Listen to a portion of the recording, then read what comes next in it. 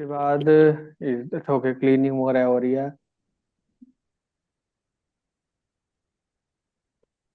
Correlation, तो इसमें कौन सा फीचर निकला इंपॉर्टेंट? इसमें जो फीचर इंपॉर्टेंट निकला है वो यहाँ पे आउटकम में दिख रहा है। ऐसे यहाँ पे ये है ना, क्या नाम, एक मिनट। हम्म। हाँ, यहाँ पे आपका प्रेगनेंसीज, ग्लूकोज, एज, ऐसे मैंने बनाया है कॉलम ये ये सेपरेट सी किया मैप है। भी दिखा दो ना, कलर से ही मैं देख लूंगा। हाँ हाँ हाँ, ये तो प्रेगनेंसीज है, इसमें से ग्लूकोज है। एक तो सबसे ज्यादा हाई किसकी है? सबसे ज्यादा हाई है ग्लूकोज का।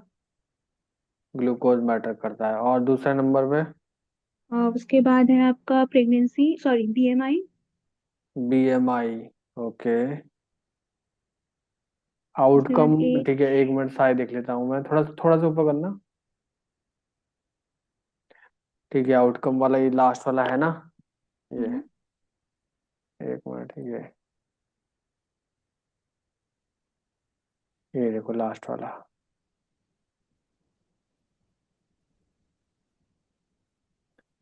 तो इसमें सबसे पहले प्रेगनेंसी 0.2247, ग्लूकोज बहुत ज़्यादा हाई है, ठीक है। 0.7 कम है, 0.13 इंसुलिन। Blood insulin. प्रेशर और स्किन थिकनेस को रिमूव किया जा सकता था, जो मैंने बाद में किया भी है। कॉलम में वो दोनों रिमूव कर दिया, बाकी सारा इम्पोर्टेंट था। एज। एज थोड़ा बहुत मैटर कर, ये तीनों मैटर हाँ करते हैं ज़्यादा। हाँ, नहीं एक्चुअली सर, मैंने ना स्किन थिकनेस और ब्लड प्रेशर ये दोनों को सिर्फ रिमूव किया है। आपको नेक्स्ट स्टेप स्टेप देख के पता चल जाएगा। बाकी सारा लिया ओके। है। ठीक है।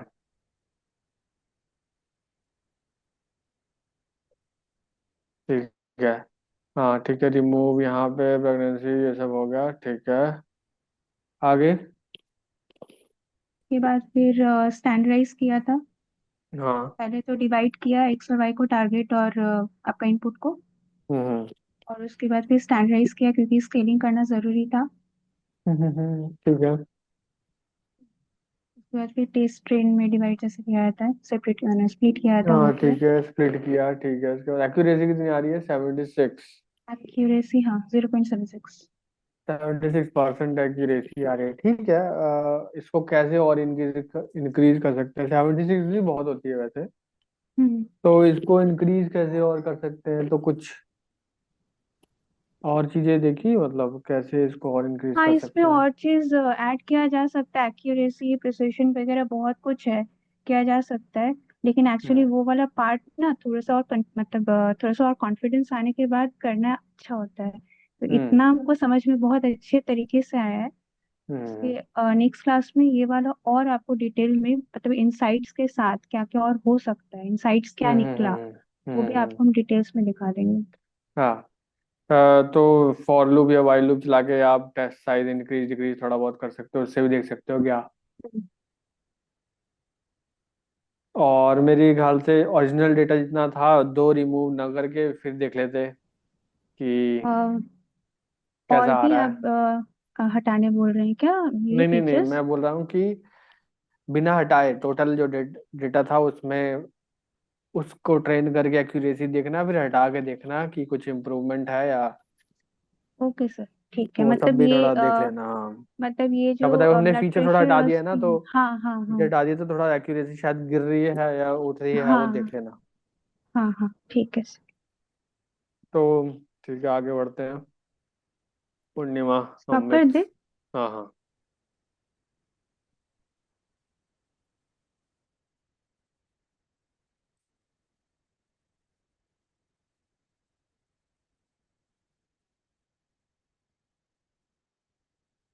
तो डिसीजन ट्री मैंने बोला था, और क्या बोला था?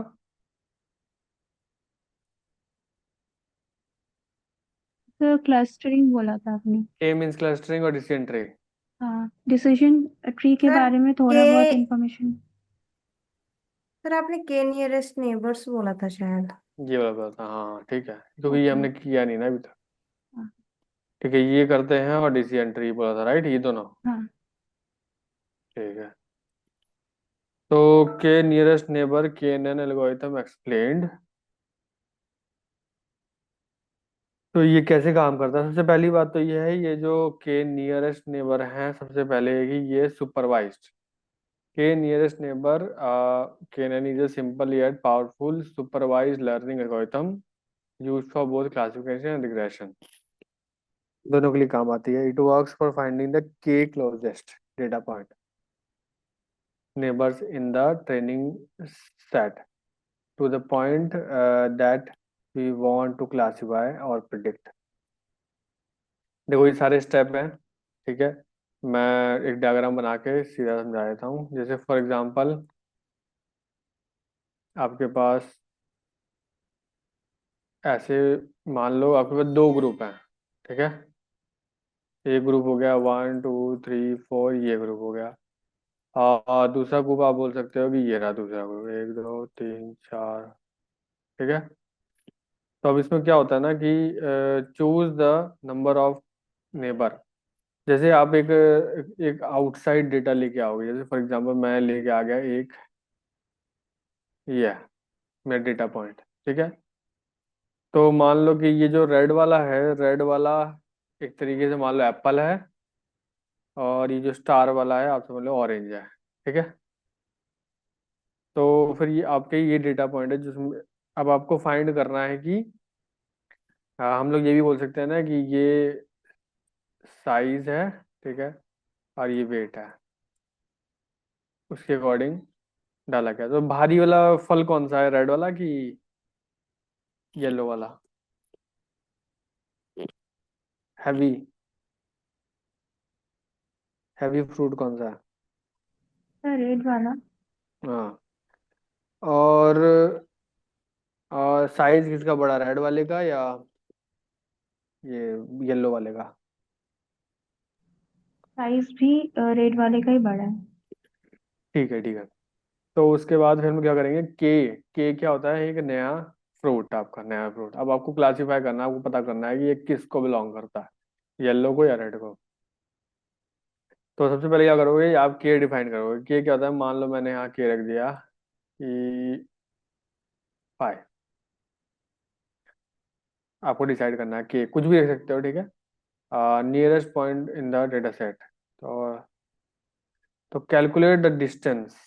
तो आपको क्या करना है उसके बाद, KNN calculate distance between the points to predicted and all the other points in the data set, the most common distance in the Euclidean. अब आपको क्या करना है ना इसमें, सबसे बेस्ट 5, के 5 है ना, के 5 का मतलब आप 5 नियरेस्ट 1 2 3 4 5, ये बन गया ना पूरा ग्रुप, एक 5 का। तो अब मेरे को बताओ कि ये जो येलो वाला है हमारा, ये वाला है, ये किसको बिलोंग करेगा? सबसे रेड पहले आपको वाले। हाँ, सबसे पहले आपको यूक्लिडियन डिस्टेंस फाइंड आउट करना है इन सबके बीच का, ठीक है। और जो सबसे नियरेस्ट 5 है, क्योंकि आपने के 5 लिया था, इसका मतलब नियरेस्ट 5 को आप एक ग्रुप बनाओगे। तो फाइंड द नियरेस्ट के नेबर्स, तो वही आपको सबसे पास वाले 5 करने हैं, अगर आपने के 5 लिया है तो। या आप 6 7 8 9 कुछ भी ले सकते हो। अब आपको क्या करना है, प्रिडिक्शन करनी है। कैसे करोगे, क्लासिफिकेशन प्रॉब्लम है, जैसे ये वाली प्रॉब्लम है हमारी, रेड येलो वाली प्रॉब्लम है। तो मेजोरिटी किसकी आ रही है इसमें, पूर्णिमा, येलो की या रेड की इस ग्रुप में? रेड। कितने रेड के और और येलो के? 1। ठीक है। तो ये हो गया हमारा। तो ये हमारा जो येलो वाला जो ये दिख रहा है, अब ये हम इसको बनाएंगे रेड, ठीक है। तो ये रेड वाला, तो ऐसे काम करता है केनन। अच्छा, रिग्रेशन प्रॉब्लम होती तो फिर कैसे करते हैं हम लोग, अगर ये रिग्रेशन प्रॉब्लम होती?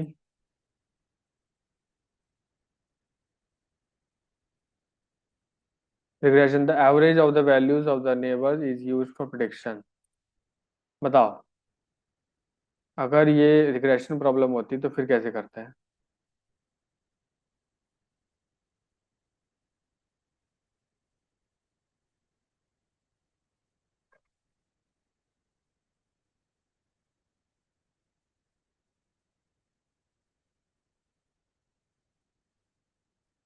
तो पांच, जितने भी पास वाले पांच हैं उन सबकी वैल्यू ली जाती, ठीक है, और इन सबका एवरेज किया जाता, जो भी वैल्यू आती तो फिर वो वैल्यू होती इस वाले हमारे नए डेटा की, ठीक है। क्लासिफिकेशन रिग्रेशन ऐसे काम करता है, बहुत इजी है। तो एग्जांपल यहाँ पे दे रखा है, KNN for classification, let's imagine that apple और ऑरेंज दो हैं, तो इसका आप वेट वर्सेस कलर, आपको ग्राफ बनाना पड़ेगा वेट वर्सेस कलर का। वेट यहाँ ले लो, कलर यहाँ पे ले लो। कलर कितने हैं हमारे पास इसमें?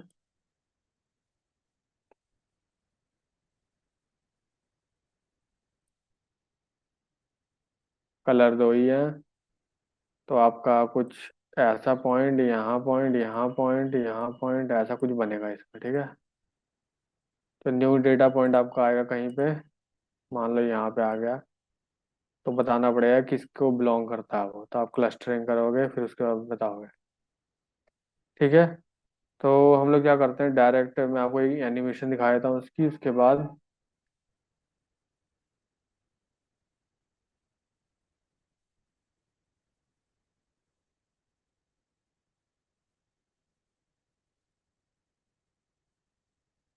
ये देखो, दो क्लासेस है रेड ग्रीन। अब ये ब्लैक वाले को प्रिडिक्ट करना है कौन सा है। अब के डिसाइड हुई है 5, तो नियरेस्ट अभी फाइंड किया जा रहा है कि नियरेस्ट 5 पॉइंट कौन से हैं। बन गया, ये नियरेस्ट है, तो ये कौन से बिलोंग करेंगी मेरे को बताओ। तो ग्रीन। ग्रीन को करेगी ना? हम्म। ठीक है, देखो ग्रीन को, तो ये ग्रीन बन जाएगा, तो इट मस्ट बी ग्रीन, बन गया ग्रीन, ठीक है। दिस इज वेरी इजी, तो ज़्यादा इसमें प्रॉब्लम वाली बात नहीं है। सारी चीज़ें इंपोर्ट करो आप, pandas, Irish data, Irish data पे करके दिखाएंगे हम लोग। टेस्ट ट्रेन, के एन एन क्लासीफायर के नाम से आता है, के नेबर्स क्लासीफायर, ठीक है। एक्यूरेसी, आप डेटा को लोड करो, यहाँ पे डेटा में एक्स और वाई बनाओ।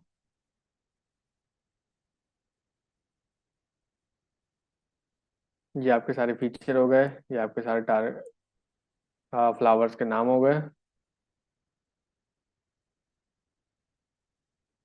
डेटा को स्प्लिट किया, और यहाँ पे के कितना डिसाइड हुआ है?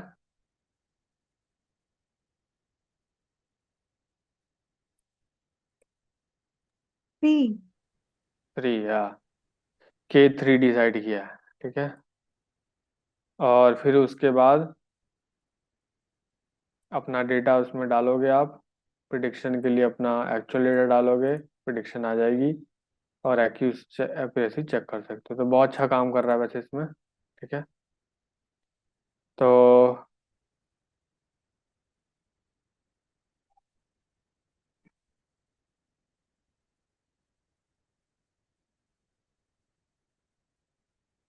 मैं आपको डेटा देता हूँ एक, ठीक है, और आप करके दिखाना।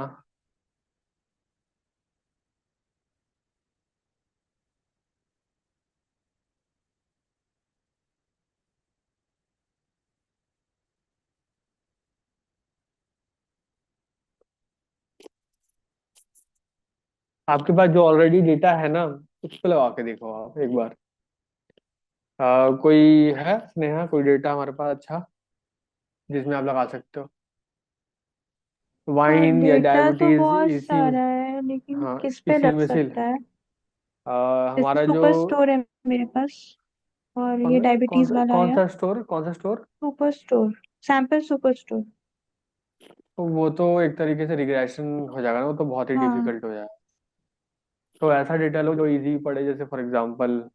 जिसमें 0 1 का कंसेप्ट है ना, मतलब यस नो। हाँ हाँ हाँ, हाँ, तो ये डायबिटीज वाला में हो सकता है। ठीक है।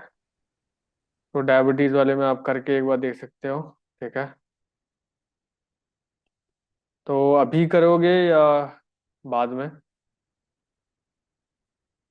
तो बाद में करें, ठीक है, मतलब बैकग्राउंड में कर रहे हैं, करके आपको दिखा रहे हैं। ठीक ठीक।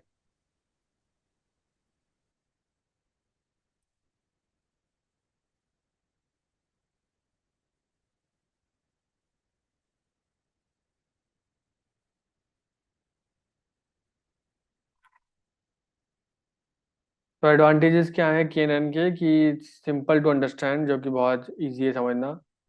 No training, no need to build a model, just store a data set and make prediction at query time. इसमें लिखा है कि मॉडल बनाने की जरूरत नहीं पड़ती, पर मॉडल बनाने की जरूरत पड़ती है। पर हाँ ये है कि कुछ एक ऐसा लाइन, प्रिडिक्शन लाइन वगैरह ये सब नहीं बनाने की पड़ती। ठीक है, यहाँ पे सारा काम होता है वो कोऑर्डिनेट के अकॉर्डिंग होता है। ठीक है, नियरेस्ट देखा जाता है बस, उसी के अकॉर्डिंग चलता है। बाकी इसमें कुछ भी मॉडल जैसा कुछ नहीं बनता कि कुछ प्रिडिक्ट करना हो, वैसा कुछ करना हो, तो वैसा कुछ नहीं है इसमें। Non parametric, it does not make assumption about the distribution of data.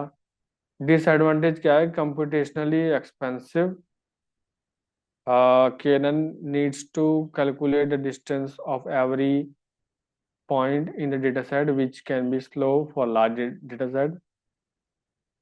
क्या लिखा है इसका मतलब बताओ कोई, ये क्या लिखा हुआ है?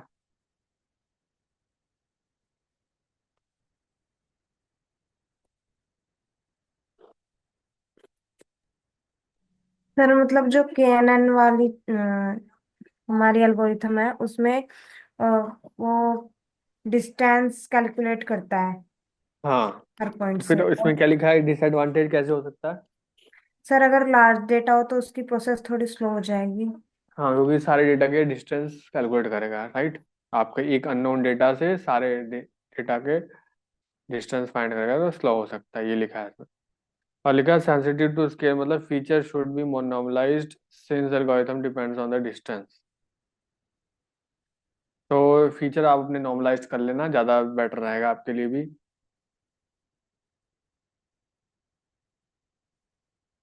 कर्स of dimensionality, as the number of dimension feature increases KNN can struggle due to the sparsity of data. ठीक है, इसका मतलब ये है कि बहुत ज़्यादा फीचर हो अगर आपके डेटा में, तो ये थोड़ी बहुत प्रॉब्लम बहुत ज़्यादा क्रिएट हो जाएगी यहाँ पे। ठीक है, तो आप यूज़ मत करना ये वाला। कर्स और डायमेंशनलिटी मतलब अगर बहुत सारे फीचर हैं तो दिक्कत होगी। तो फिर कौन सा यूज़ करना चाहिए? मान लो हमारे पास क्लासिफिकेशन प्रॉब्लम है और फीचर्स बहुत ज़्यादा हैं, तो फिर केनन यूज़ नहीं करें तो क्या यूज़ करें?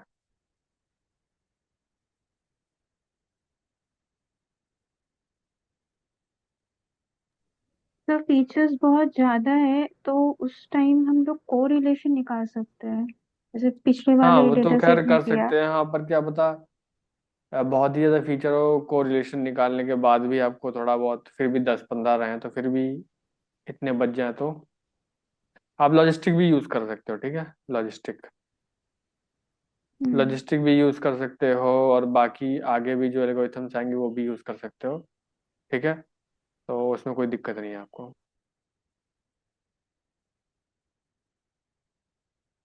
ठीक है, तो आपका हुआ केनन। तो वही कर रहे हैं, 5 ओके, मिनट आप स्क्रीन शेयर करो ताकि एवरीबॉडी कैन सी।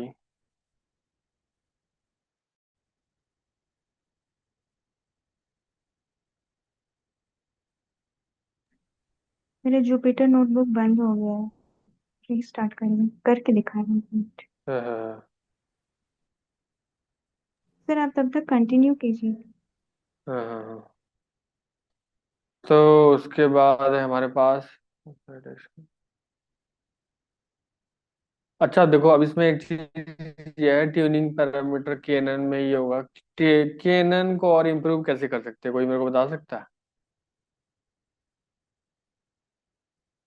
मान लो एक्यूरेसी मेरी 70 आए ये करने के बाद, तो मैं कैसे इम्प्रूव कर सकता हूँ, क्या वैल्यू चेंज कर सकता हूँ?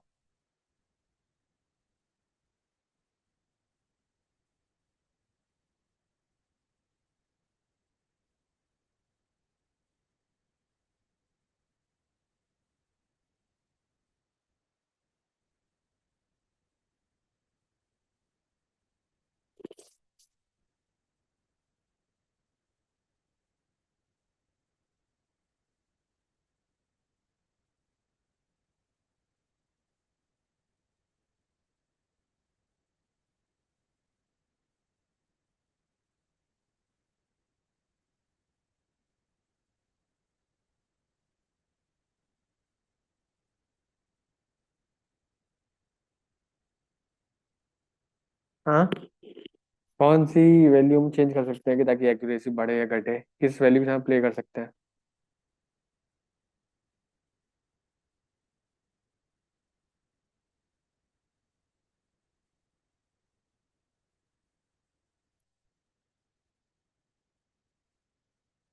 बोलो।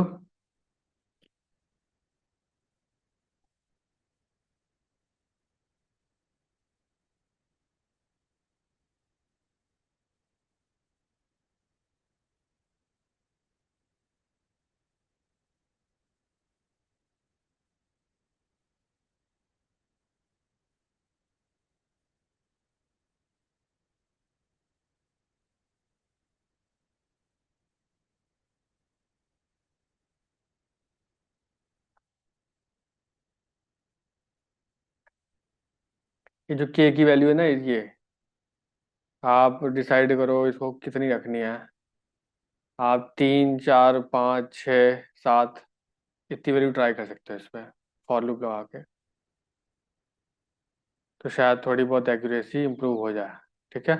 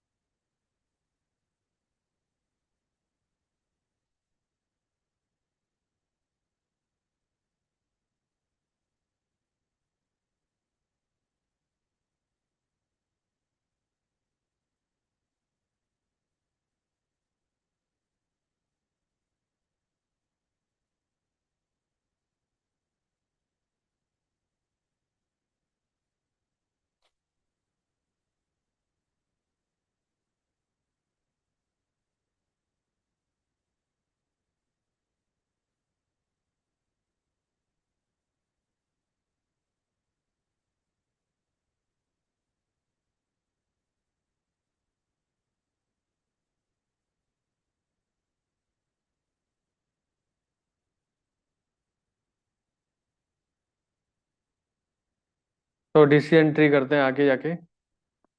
तो डिसीजन ट्री क्या होता है, देखो। डिसीजन ट्री क्या होती है ना कि सबसे बेस्ट, सारा चीज डिपेंड होता है ट्री पे। हम लोग ट्री बनाते हैं, सबसे पहले अपना डेटा लेंगे, उससे ट्री बनाएंगे। कैसे बनेगी बताता हूँ। Decision trees are the popular supervised learning algorithm used for classification regression both the task. The model decision in the form of tree structure, where internal nodes represent test. अब ये देखो, decision tree।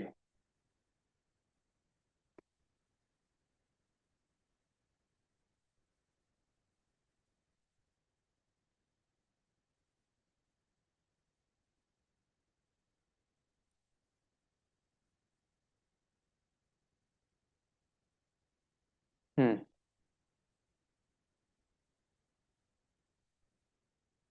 तो decision tree ऐसी बनती है। तो आ, सबसे top most को बोलते हैं रूट नोड, इसको रूट नोड।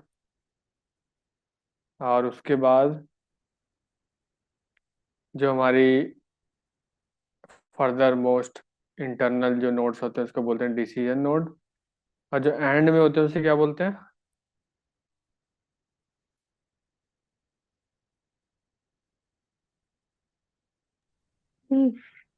Leaf node. जिसमें आउटपुट रहता है। इसमें आउटपुट रहेगा। तो they model decision tree in the form of tree structure where internal nodes represent test. ये वाले टेस्ट होंगे इधर, सारे टेस्ट डिसीजंस होंगे इधर। And branches represent the outcome of the test and the leaf node represent the output। ठीक है। Root node, internal node, leaf node, branches, ये सारे होते हैं इसके अंदर। तो हाउ डिसीजन ट्री वर्क, देखो वर्क कैसे करता है। सबसे पहली बात तो ये है कि जैसे मैं आपको एक डेटा दिखाता हूँ सबसे पहले,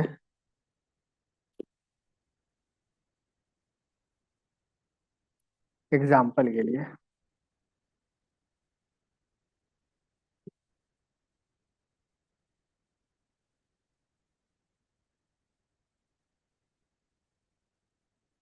ये weather, weather temperature, weather temperature windy, ये ऐसा है। ठीक है। तो इसमें बताओ कि ट्री कैसे बने, कैसे बनाए इस पे ट्री?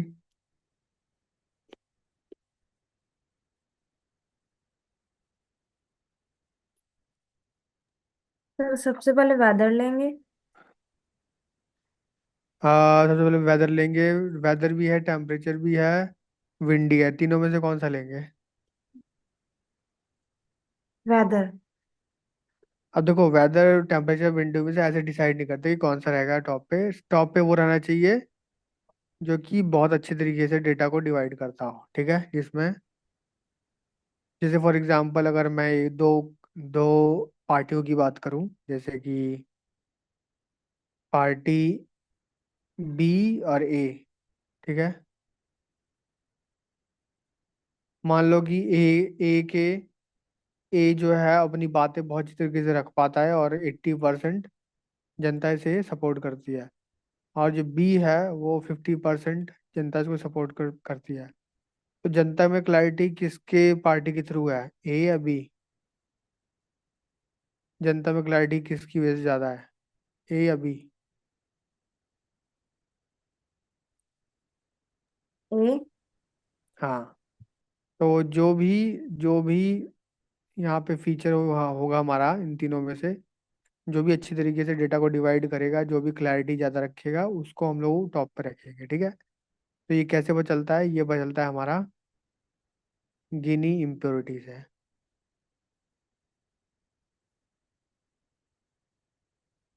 ठीक है। इसमें गिनी इम्प्योरिटी कैसे बनाते हैं हम लोग?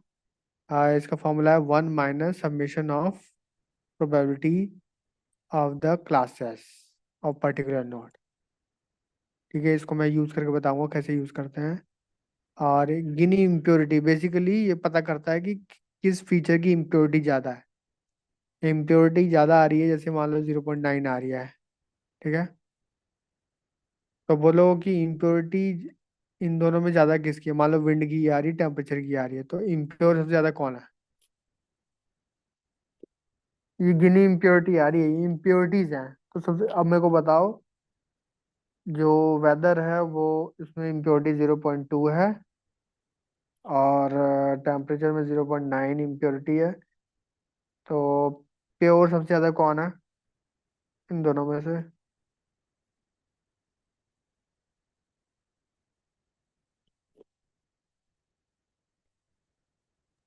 वेदर। ये इम्प्योरिटी है। हाँ, प्योर प्योर सबसे ज़्यादा वेदर है, करेक्ट। क्योंकि अ, क्योंकि इम्प्योरिटी की वैल्यू बहुत कम है यहाँ पे, मतलब ये ज़्यादा प्योर है, ठीक है। यहाँ पे प्योरिटी की वैल्यू, सॉरी, इम्प्योरिटी की वैल्यू बहुत ज़्यादा है, इसलिए ये कम प्योर है, ठीक है। तो ऐसे कैलकुलेट करते हैं। और एंट्रोपी क्या होती है? एंट्रोपी हमारी, आप कह सकते हो कि सिंपल भाषा में अगर एंट्रोपी की डेफिनेशन बताऊं तो एंट्रोपी उसे बोलते हैं जैसे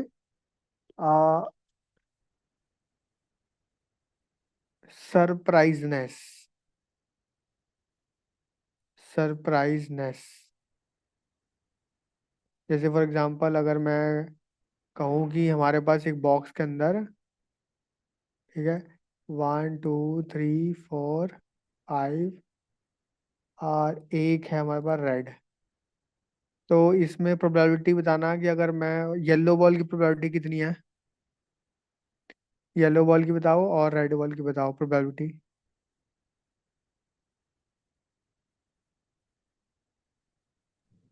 अगर एक बॉल मैं 5 यहाँ से है और निकालूंगा, 1 है। ये रेड वाला 1 येलो है की और येलो की 5। बताओ सबसे पहले। 5 5/6। और रेड की? 1/6। सर प्रपोर्शन बोलेंगे ना इसको? नहीं नहीं नहीं, प्रोपोर्शन अभी आएगा, प्रोपोर्शन। अब देखो, अब ये हो गया, प्रोबेबिलिटी हो गई, ठीक है। अब क्या होगा प्रोबेबिलिटी?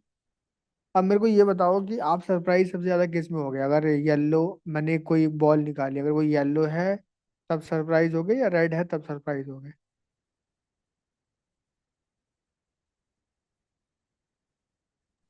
सर रेड, क्योंकि वो हाँ, यूनिक है, एक है। करेक्ट। तो आप लोग रेड पे ज़्यादा सरप्राइज हो गए इस पे, क्योंकि ये बहुत ज़्यादा रेयर है, ठीक है। तो हम लोग और क्या करते हैं, इसके फॉर्मूला में एक चीज और मल्टीप्लाई कर देंगे जो कि है जी क्वांटिटी। क्वांटिटी कितनी है, यहाँ पे रेड 1 है तो 1 से मल्टीप्लाई कर दोगे। और ये कितनी बॉल है, ये जो येलो वाली कितनी है, क्वांटिटी की अगर बात करूँ, 6 में से कितना है येलो। 5। हाँ, तो ऐसे कैलकुलेट करते हैं एंट्रोपी। एक तो उसकी प्रोबेबिलिटी पूरे ग्रुप में कितनी है मल्टीप्लाइड बाई इट्स क्वांटिटी। ठीक है, तो प्रोबेबिलिटी मल्टीप्लाइड बाय क्वांटिटी, ऐसे आपकी एंट्रोपी निकलती है। उसमें ये इसमें यही लिखा हुआ है, समेशन ऑफ पी वाई मतलब प्रोपोर्शन, और जो आपका ये लॉग पी है ये आपका है क्वांटिटी। ठीक है, तो ऐसे ही आपकी एंट्रोपी निकलती है। सर हाँ, केएनएन सॉल्व हो गया। सॉरी टाइम लगा, क्योंकि जो भी आपको दिखाया था ना सारा डिलीट हो गया था, सेव ही नहीं था। अच्छा फिर अच्छा। सारा बना के फिर सॉल्व किया, क्योंकि उसको तो वो एक्स ट्रेन और वाई ट्रेन चाहिए ना भाई, नहीं तो फिर हम्म कैसे सॉल्व करेगा। शेयर कर सकते हैं। जस्ट एक मिनट ये वाला खत्म कर लूँ फिर उसके बाद मैं शेयर कर देता हूँ। Okay okay sir. ठीक है, तो उसके बाद फिर क्या होता है कि चलो हम लोग निकालना चालू करते हैं। ठीक है, तो यहाँ पे हमारे पास एक डेटा है, weather, temperature, windy, place, out station. ठीक है, तो इसमें से क्या करेंगे ना, एक एक करके। सबसे पहले तो हमें पता करना है कि एक जो ट्री बनाने जा रहे हैं तो सबसे टॉप पे कौन सा रहेगा। ठीक है, सबसे, तो उसके लिए अब क्या करना है, गिनी इम्प्योरिटी निकालना है। किसका, वेदर का, टेम्परेचर का, विंडी का। ठीक है, कैसे निकालोगे, आप सीधा के सीधा कंपेयर करोगे ये कॉलम और आपका आउटपुट कॉलम डायरेक्ट। सबसे पहले वेदर के अंदर, हमारा वेदर के अंदर एक 3 वेदर है। कितने वेदर हैं, 3 वेदर वेदर के अंदर। कौन कौन से, सनी, क्लाउडी, रेनी। सनी, क्लाउडी, रेनी, करेक्ट। तो आप ये बताओ मेरे को, सनी एक जब है तो बच्चा खेलने नहीं जा रहा, और दोबारा सनी हुआ तो बच्चा खेलने जा रहा, तो आप बताओ ये कंफ्यूजन है या क्लैरिटी है यहाँ पे।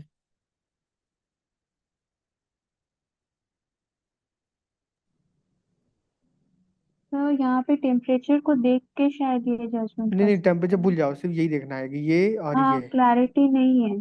क्लैरिटी नहीं है ना क्लैरिटी यहाँ नहीं पे। है, हाँ। हाँ, एक देखो सनी, एक सनी जब वेदर हुआ तो एक बच्चा खेलने गया, और दूसरा सनी, एक सनी दोबारा हुआ वेदर में तो बच्चा नहीं खेलने गया। तो मतलब ये है कि अगर क्लैरिटी होती कि सनी से ही खेलने लोग जा रहे हैं, सनी से नहीं जा रहे, अगर ये क्लैरिटी होती दोनों ही जाते या दोनों ही नहीं जाते, ठीक है, तो ज्यादा क्लैरिटी रहती। पर यहाँ पे हो गया 50-50% मामला। ठीक है, तो थोड़ा सा कंफ्यूजन है यहाँ पे।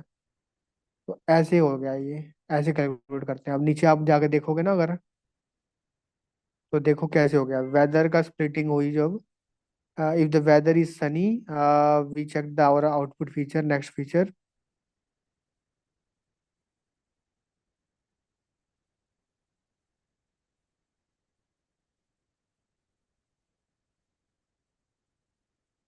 हाँ, तो सनी के लिए क्या हुआ कि यहाँ पे हमारा यस की प्रोबेबिलिटी कितनी हो गई, 2 में से,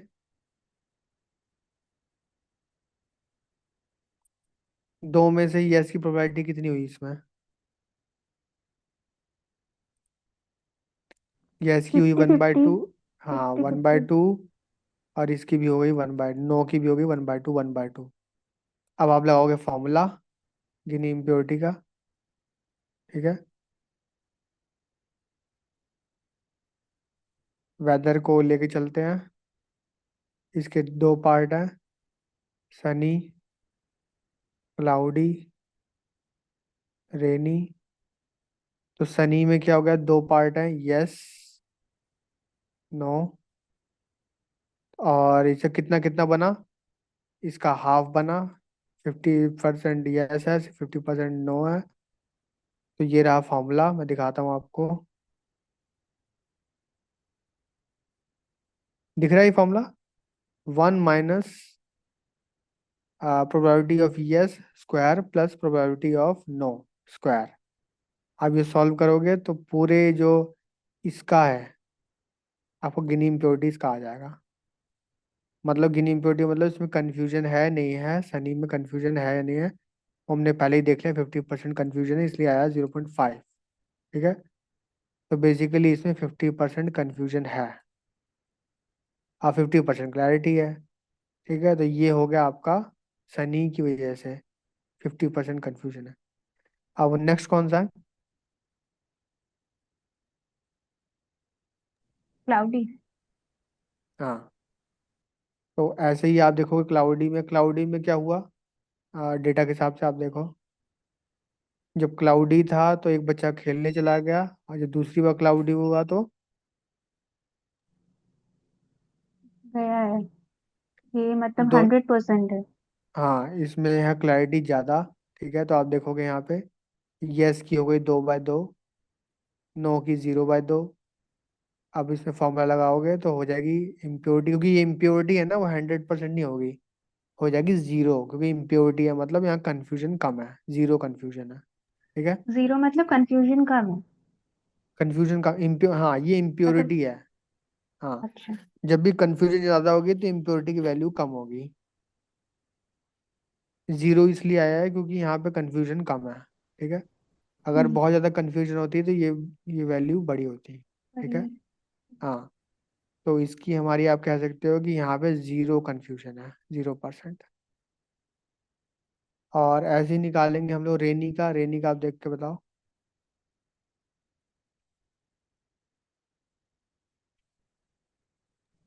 तो इसमें कंफ्यूजन है। हाँ, इसमें भी 50% कंफ्यूजन है। ठीक है, अब एक का आया 50, एक का आया 0, एक का आया 50। ठीक है, अब आप क्या करोगे, ओवरऑल निकालोगे पूरे वेदर का गिनी इम्प्योरिटी। ठीक है,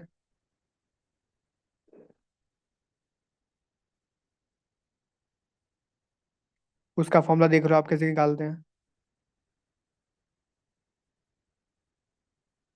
एक मिनट, वेदर का था हमारा पास, सनी का कितना था? 50।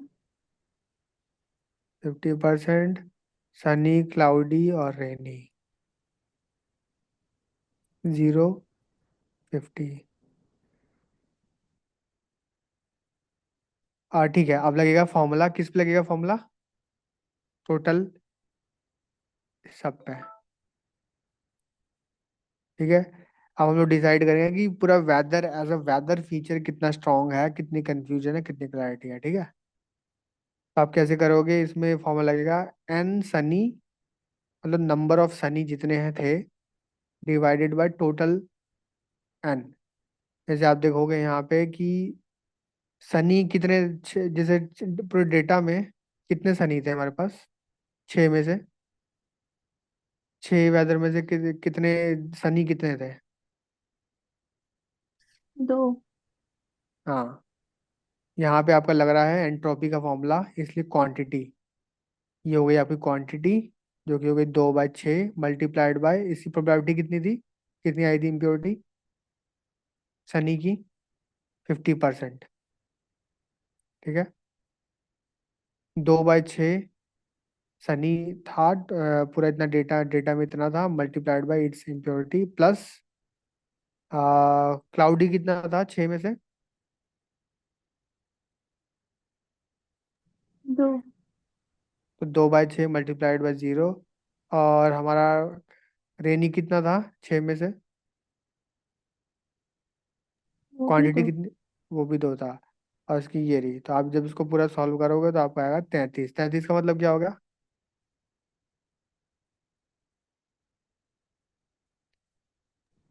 33% कंफ्यूजन है। हाँ, 33% इम्प्योरिटी है। और कितनी परसेंट प्योरिटी है इसमें? आपके पास 67। 67% या 66% प्योरिटी है, करेक्ट। और 33% इम्प्योरिटी। ठीक है, ऐसे ही सेम टू सेम आप निकालोगे किसका? अभी तो हमने एक ही कवर किया है ना। अभी तो हमने यही कवर किया है सिर्फ, ये वर्सेस ये। अब नेक्स्ट बारी आएगी किसकी?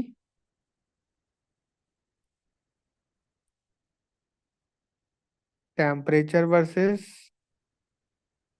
आउटपुट, इन दोनों की। ठीक है, फिर उसके बाद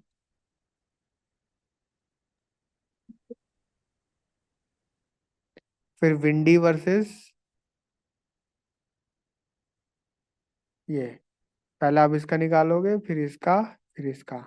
ठीक है, उसके बाद जो जितनी आपकी टोटली जो आती है, ये वाली लास्ट वाली जो वैल्यू आती है ओवरऑल, वो आप जिसकी सबसे इम्प्योरिटी जिसकी सबसे कम रहेगी उसको रखोगे आप टॉप पे। ठीक है,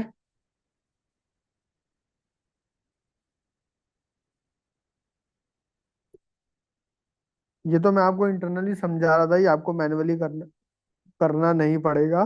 ठीक है, क्योंकि ये हमारा कोडिंग से हो जाता है ऑनलाइन, मतलब ऑटोमेटिक हो जाता है। ठीक है, तो मैं आपको अप्लाई करके दिखाता हूँ कैसे करते हैं।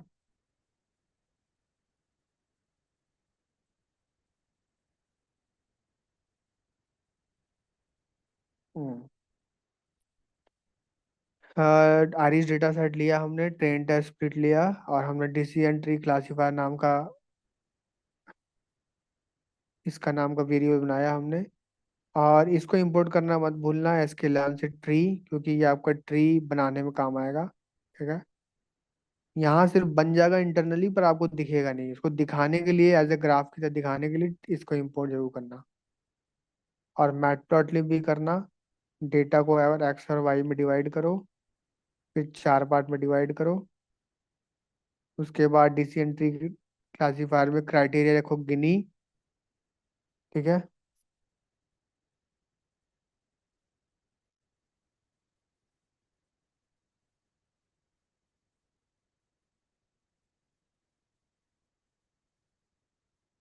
गिनी आपने क्राइटेरिया रखा। मैक्सिमम डेप्थ क्या होता है कि मतलब आप ट्री के लेवल कितना बढ़ाना चाहते हो, तो जैसे मैं इस ट्री में कितने लेवल है? हम्म। 3, 1 2 3। ठीक है, तो जितनी डेप्थ हो आप करोगे। ज़्यादा डेप्थ लेनी नहीं चाहिए, अप्रोप्रिएट लेनी चाहिए, ना ज़्यादा कम ना ज़्यादा ज़्यादा। ठीक है, तो यहाँ पे 3 डिसाइड हुई है। आप बाद में इसको बढ़ा घटा सकते हो अगर एक एक्यूरेसी बढ़िया नहीं आ रही आपकी तो। ठीक है, मैं आपको यही बता दूं कि क्राइटेरिया में हमारे पास गिनी और एंट्रोपी दो होते हैं। ठीक है, गिनी में इम्प्योरिटी चेक होती है, एंट्रोपी में हमारी एक तरीके से आप बोल सकते हो कि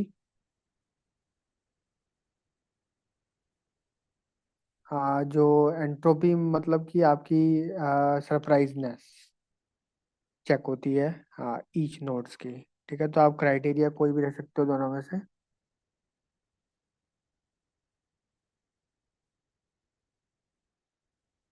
डेटा फिट करो, एडिट करो यहाँ पे, और चेक करो अपनी एक्यूरेसी। एक्यूरेसी में पहले दिखा देता हूँ कितनी आ रही है। एक्यूरेसी कहाँ गई?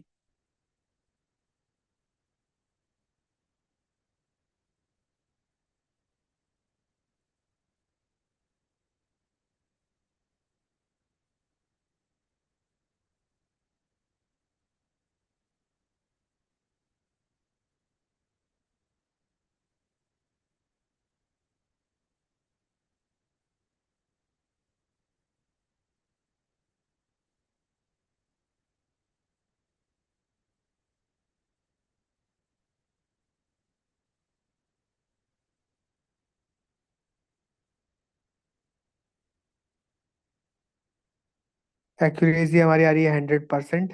ठीक है, अब ये जो ट्री दिख रही है आपको, ये बनाई है मशीन लर्निंग ने ऑटोमेटिक, खुद ब खुद। ठीक है, तो हमारे डेटा में कितने फीचर हैं? आरिश डेटा में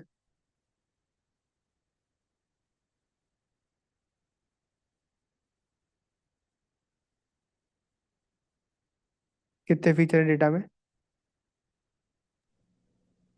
तो डेटा सेट पे आने दे। ये जो आइरिस, हाँ, इसमें कितने फीचर हैं? डेटा सेट खोल के देख। इसमें है 4 feature, sepal length, sepal width, petal length and petal width. कितने फ्लावर्स हैं हमारे पास?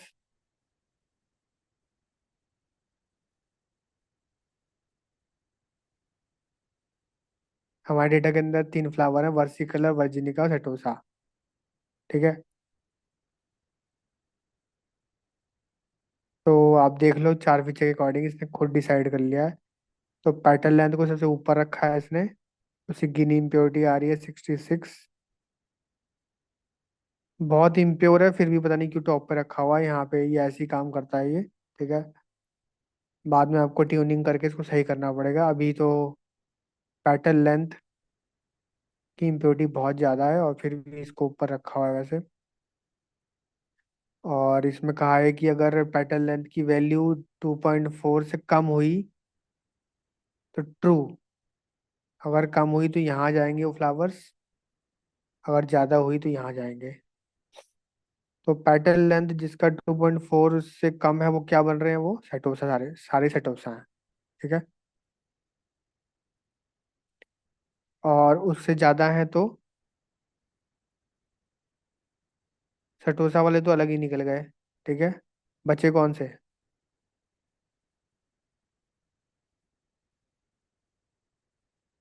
वर्सिकलर और वर्जिनिका, वर्सिकलर और वर्जिनिका। अब इसमें एक नया फीचर लिया गया है, पेटल लेंथ। अगर पेटल लेंथ 4.7 से कम है तो वर्सिकलर हो जाएंगे, उससे ज़्यादा है तो वर्जिनिका हो जाएंगे। ठीक है, गिनी इम्प्योरिटी देखो थोड़ी कम हो गई यहाँ पे। फर्दर वर्सी कलर है तो उस वर्सी कलर में भी थोड़ा बहुत कंफ्यूजन थोड़ा बहुत है। तो पेटल विड्थ करके एक फीचर लिया गया, अगर ये 1.6 छोटी है तो सारे वर्सी कलर हैं, अगर ज़्यादा है तो वर्जिनिका। और इसमें भी थोड़ी कंफ्यूजन थी, तो इसमें भी पेटल विड्थ लेके अगेन 1.7 से कम है तो वर्सी कलर, अदरवाइज वर्जिनिका। ठीक है, तो ऐसे करके पूरा ट्री इसने ऑटोमेटिक बना दिया है। तो मैंने क्या करा है इसमें, बाद में ट्यूनिंग पैरामीटर में क्या करें इसमें, डेप्थ। ठीक है, डेप्थ भी मैंने 2 से लेके 20 तक बढ़ाई है ट्री की। और आप कह सकते हो टेस्ट साइज भी मैंने 20%, 30%, 40% करके मैंने बहुत सारी चीज़ें ट्राई करी है इसमें।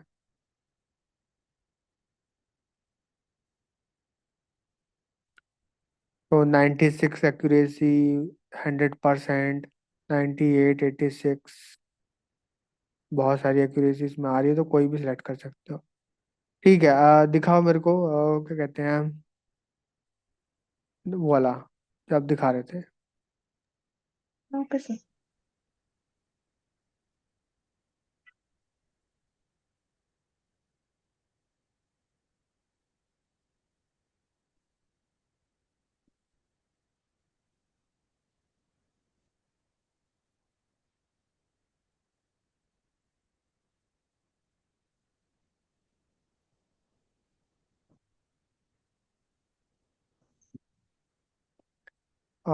के नेबर क्लासिफायर 5 और के फिट किया, प्रिंट किया। ठीक है, आपने एक्यूरेसी चेक करी इसकी?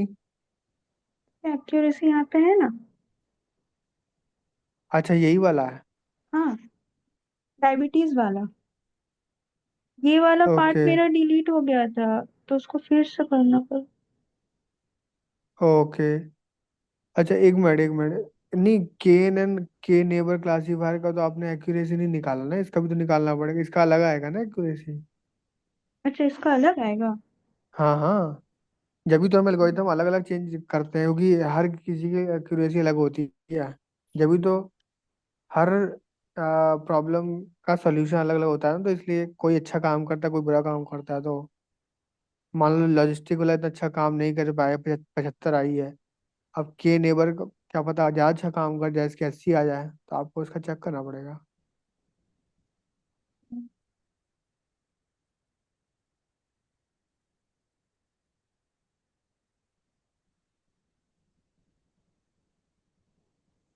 यहाँ पे क्या फिर से करना पड़ेगा? सेम। वो मेरे ख्याल से ये वाला कॉपी कर दो ना, ये वाला पूरी लाइन जो है। ये वाला क्या, ये वाला? हाँ हाँ हाँ हाँ, ये वाले इवेलुएट द मॉडल से लेके पूरा।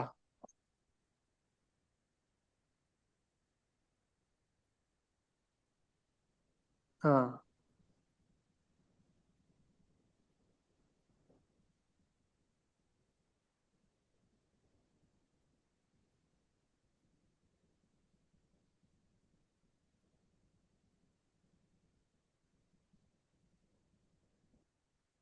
चेंज हुआ। 70।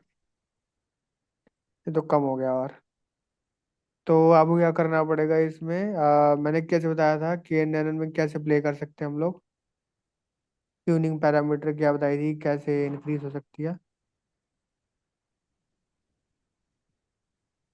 के का वैल्यू बढ़ा के, सॉरी ये वाला, एड नेबर नहीं का बढ़ा वैल्यू के बढ़ा के, नहीं, बढ़ा कम के नहीं, करके। बढ़ा घटा के सब कुछ देखना है उसको। मतलब वैल्यू 3 से चालू करो। आ, हाँ चेंज हुआ। 3 4 5 6 7 सारी वैल्यू ट्राई करो। मतलब आप तो मैनुअली कर रहे हो, ये वैसे फॉर लूप से करना होता है। हम्म। ये वाले क्वेश्चन में फॉर लूप लगा देना पड़ेगा। हाँ एड नेबर। आपके पूरा, हाँ पूरी लाइन कॉपी करो, इंपोर्ट, और जब टॉप वाली लाइन छोड़ के बाकी सबके अंदर फॉर लूप के अंदर डालो सब लाइन को। तब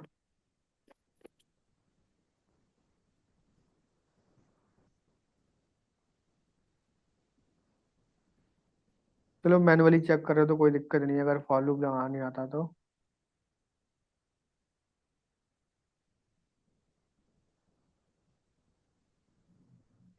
यहाँ से लेके यहाँ तक सब फॉर लूप में जाएगा ये।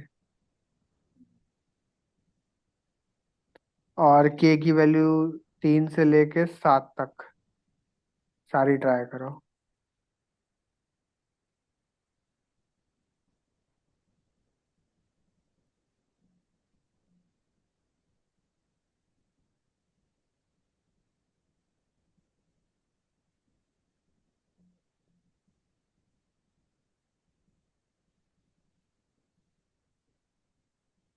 फॉर लूप लिख सकते हो आप क्या? क्या सर? ज्यादा इजी हो जाएगा फॉर लूप से। हाँ हो तो सकता है।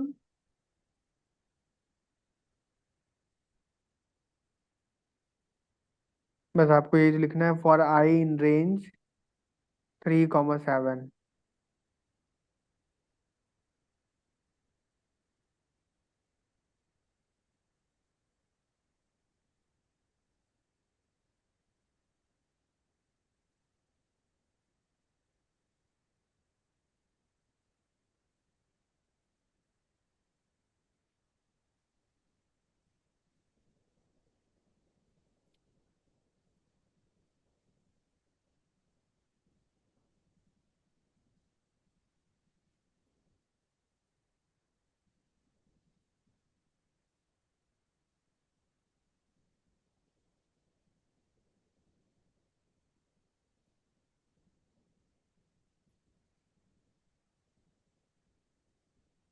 सर कहाँ से बोले थे?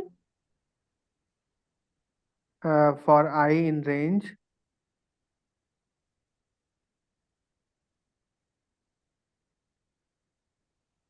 सर सामने फॉर कोड दे लूप रहे हैं। पहले भी तो, हाँ ये जैसे ये लिखा है ना, हाँ। जैसे आपको ये लिखना है कि नहीं नहीं, ये के वैल्यू ये सब रिमूव करो आप। कौन सा? ये ये मैं अभी लिख तक के प्रिंट भेजता नहीं हूँ हुआ है इसमें ये। चैट पे।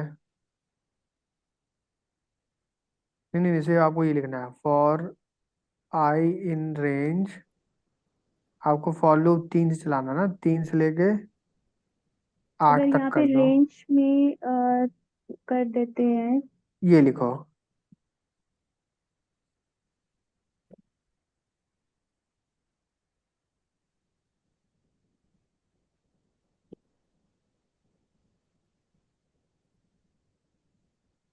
चैट दिखा?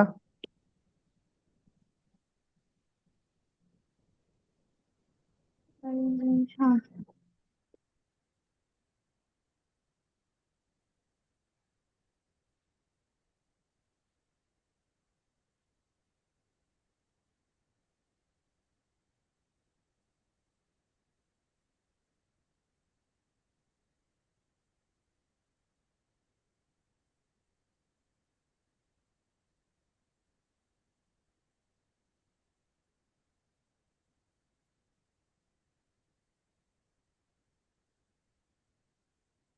नहीं नहीं, नहीं नहीं, एक एक करके मत करो, एक एक करके मत करो, सारे सेलेक्ट करो, नीचे वाले कोड।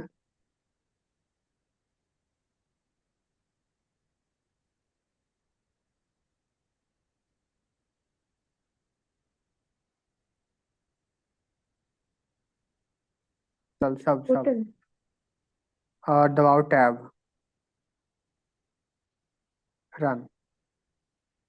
और N neighbours is equals to 3 लिखा है ना, तो 3 की जगह आई लिखो आप, ताकि वैल्यू सब्स्टिट्यूट करता रहे फॉर लूप। हम्म।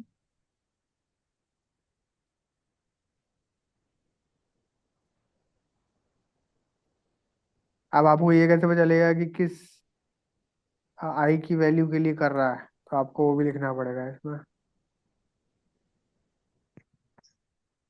जब ये प्रिंट कर रहा है ना प्रिंट, हाँ। एक्यूरेसी, प्रिंट, हाँ हाँ। तो यहाँ पे आप लिख देना कि, वेट मैं लिख देता आई। हूँ, आई। के इज इक्वल्स टू, ऐसे लिख लो आप, के इज आई। इक्वल्स टू,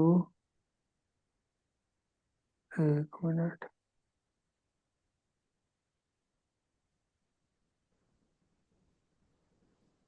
ऐसे। 3 के लिए एक्यूरेसी 68, 4 के लिए 69, 5 के लिए 70, 6 के लिए 70, 7 के लिए भी 68। तो इसमें ज़्यादा कौन सी सबसे ज़्यादा, ये 5, 5 बेस्ट काम कर रहा है, ठीक है। हम्म। तो 5 ज़्यादा अच्छा काम कर रहा है, तो इसका आप 5 ही रख के चलो आप इसका, ठीक है, परमानेंट। ठीक है, तो मैंने बता दिया। 1 मिनट मेरे को अपनी स्क्रीन शेयर करने दो, थोड़ी सी जो इसकी डेफिनेशन है मैं कर दूं डिसीजन ट्री की। आपको डिसीजन ट्री भी करना है, ठीक है, आपको डिसीजन ट्री भी अपने डेटा पे लगा के देखना है। डिसीजन ट्री के लिए डेटा मैं दे देता हूँ आपको, जस्ट वेट। तो इससे हो जाएगा, डायबिटीज हाँ से। हाँ, डायबिटीज पे भी आप कर सकते हो। डायबिटीज आपको क्लासिफिकेशन है ना, हाँ चलो उस पे लगा लेना। इंटरप्रेटेबिलिटी यहाँ पे लिखा है कि decision tree are easy to interpret and visualize, और non linear relationship, they can capture non linear relationship between the feature and the target.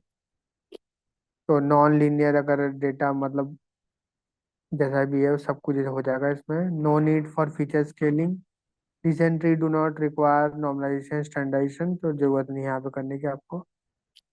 और डिसएडवांटेज है कि कभी कभी ओवर फिटिंग हो जाती है, ठीक है। ओवर फिटिंग क्या है कि आपका जो, ओवर फिटिंग का मतलब क्या होता है मालूम है आपको?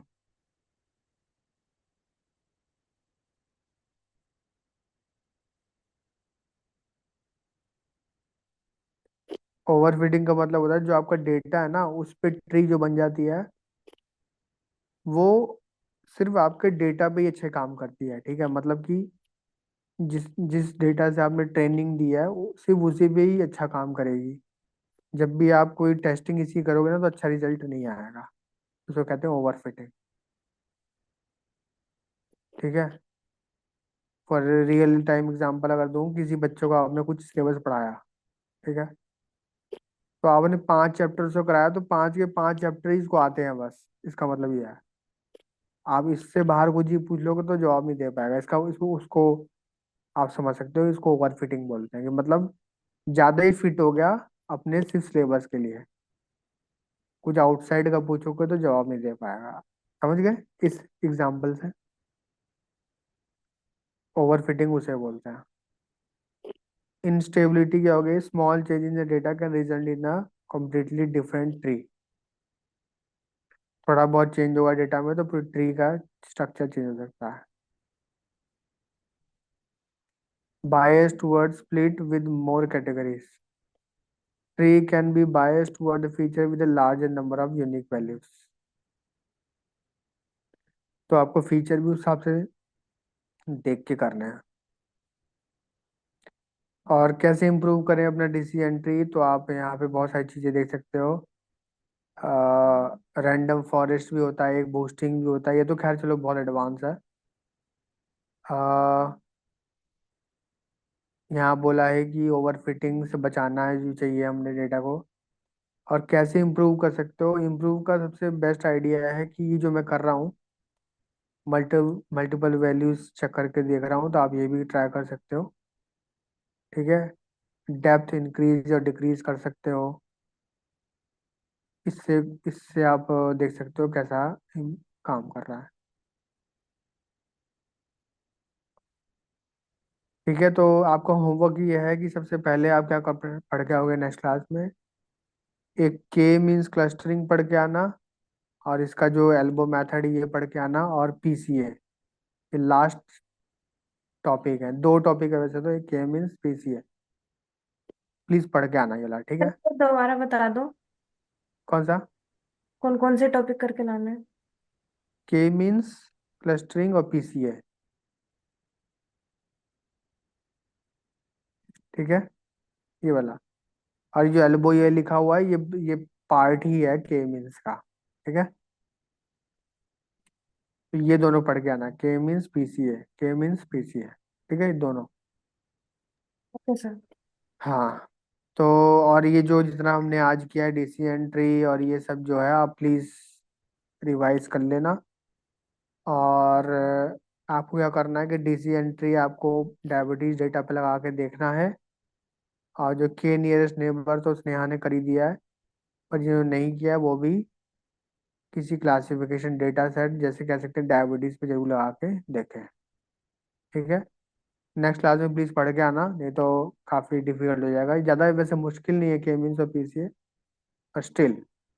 Okay, bye bye, have a good day, meet you in the next bye sir, session. Thank you sir. Bye bye okay bye. Sir.